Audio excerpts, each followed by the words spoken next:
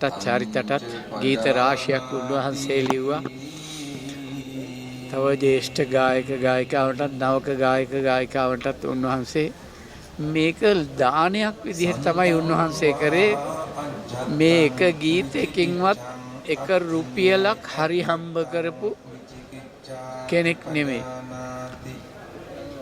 උන්වහන්සේට මේ ලියපු ගීත වලින් හරි හම්බ කරා නම් එහෙම අද කොහේ ඉන්නවද කියන්න බෑ.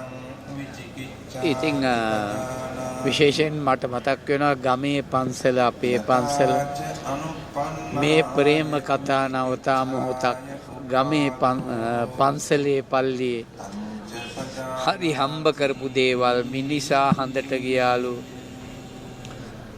බුදුබණ කිව්වත් නිරන්තරේ, මේ හැම දෙයක්ම උන්වහන්සේ අපට දීලා අපිව පෝෂණය කරා, අපිව මිනිස්සුયો කළා. ඉතින් මම හිතනවා මට හරි දුකක් තියෙන්නේ මට සිද්ධාර්ථ හාමුදුරුවෝ ගැන මෙහෙම කතා කරන්න අවස්ථාවක් ආවට. උන්වහන්සේ මායි පුදුම යාළුවෝ. උන්වහන්සේ ක්ෂේත්‍රයට ආපු දවසේ ඉඳලා අපි දෙන්න පුදුම වෙන් කරන්න බැරි යාළුවෝ දෙන්නේ. මේ මැරෙන කම්ම එහෙමයි. ඉතින් ඒ හින්දා මට ඒක දරා ගන්න බෑ. මම හිතන්නේ සිද්ධාර්ථ හාමුදුරුවෝ අපවත් උනේ නෑ කියලාමයි තාම.